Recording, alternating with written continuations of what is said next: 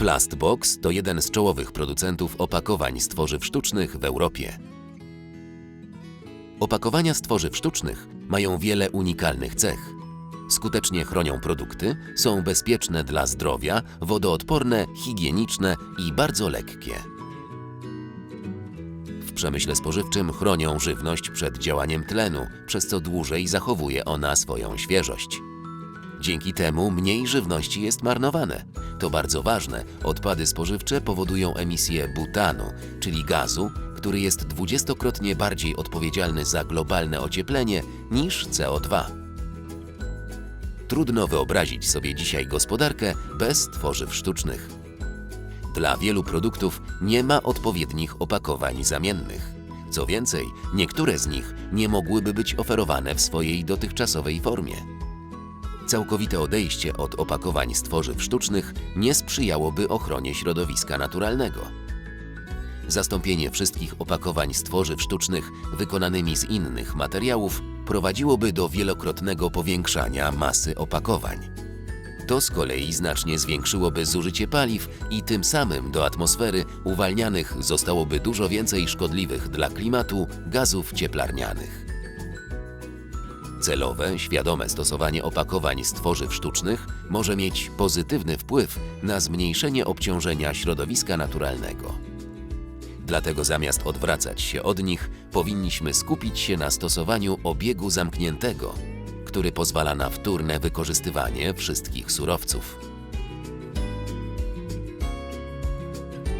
Zarówno na producentach tworzyw sztucznych, jak i na konsumentach ciąży duża odpowiedzialność.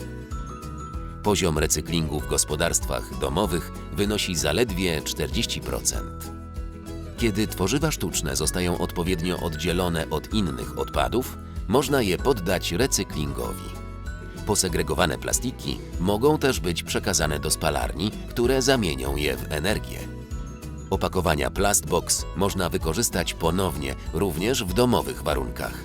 Pozwalają na to cechy takie jak wytrzymałość czy możliwość zamknięcia. Zgodnie z filozofią obiegu zamkniętego, wszystkie materiały stosowane przez Plastbox do produkcji opakowań w 100% podlegają recyklingowi. Jednocześnie prowadzimy całkowity recykling naszych odpadów produkcyjnych. Odpady poddane recyklingowi dodajemy do opakowań, w ten sposób zmniejszamy zużycie surowca. Jest to kontrolowany proces, nie stosujemy odpadów produkcyjnych w masie. Po uzgodnieniu z klientem dodajemy je do opakowań z przeznaczeniem do branży chemicznej. Pozyskujemy również surowce wtórne z zewnątrz. Produkujemy coraz lżejsze opakowania. W ciągu ostatnich lat udało się nam bez strat na jakości zmniejszyć grubość ścianek naszych produktów. Dzięki temu redukujemy ilość wykorzystywanego surowca oraz ilość samochodów w transporcie. Tak konfigurujemy transport, by zminimalizować rozładunki i zmniejszyć ilość załadunków. I w ten sposób zmniejszamy emisję CO2 do atmosfery. W transporcie naszych opakowań stosujemy lżejsze palety gwarantujące wytrzymałość. Drewniane palety staramy się wykorzystywać tak długo, jak tylko można, dlatego nie wyrzucamy ich, lecz naprawiamy. Zmniejszamy przez to wycinkę drzew.